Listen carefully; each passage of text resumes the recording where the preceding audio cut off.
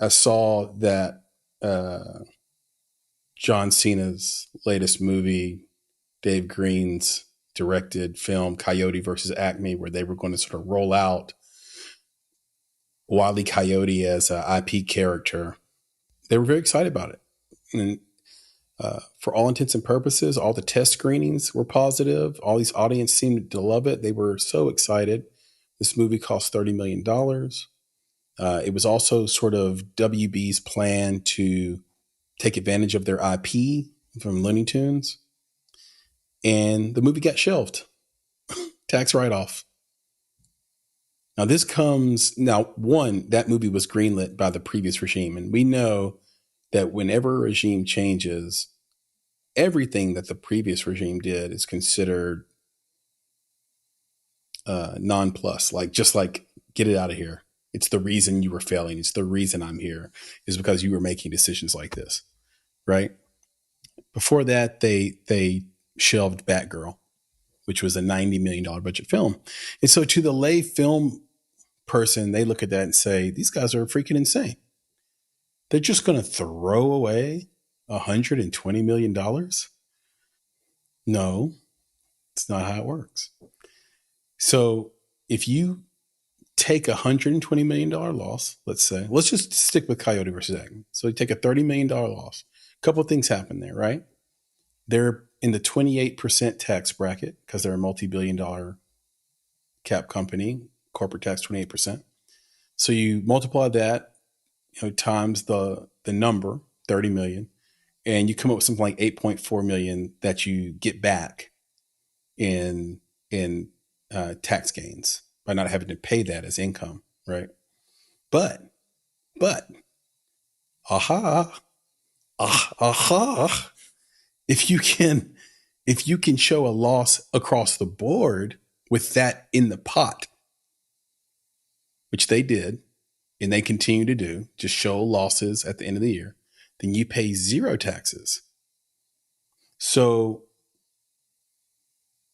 here's a company that had revenues last year of $4.2 billion, okay, that now pays zero taxes. So what people are saying, well, oh my God, you can't make $30 million off of a John Cena movie with IP. You must not know how to do your job. You must not know how to. Well, first of all, they didn't have to pay $30 million in P&A to put the movie out. And then second of all, if they can show no profit across the board, the tax benefit is over $1 billion. So when you're a company that's in the midst of a restructure like HBO Warner Brothers is, Discovery is, they're completely restructuring. They have a style they want to go with. They have a plan they want to go with. And it's all coming from the top. And these movies that don't fit into it, they're like, cool, we'll take a loss for a couple of years on paper, pay no taxes, save billions of dollars. And so it's just a game that they play. But for us, we're actually like, we don't get it, right? We hear that and we say, that's a negative story. I don't know. Papa Bear producer Papa Bear is like, oh, they Collective Studios, $6 billion loss from the actor strike. Okay. Are they happy or sad? Because that $6 billion is potential $6 billion, not real. And if they can prove it's a natural loss, great. That's how the game works. We live in an upside down world, folks. Now, from the filmmaker's perspective, nothing is more heartbreaking. And it's proof that it ain't just about the money, folks. You make a $30 million film, your crew and cast and producing team puts their heart into it and their soul into it, and then you don't release it, you never get over it, Nick. Yeah, it's interesting. I don't know if they never get over. I'm looking at John Cena. He's moving on to the next thing, whatever he's working on. I think there's some folks that were attached to Batgirl in some of the smaller roles that were affected by it. That might have been not necessarily a breakout role, but one of the biggest films that they've been involved in. So I think that's the part that hurts for the smaller rolled actors that are in those films. But like you said, it's a business, and it's not like their movie was canceled by someone else. It's a choice that they made. So yep. It's a business decision.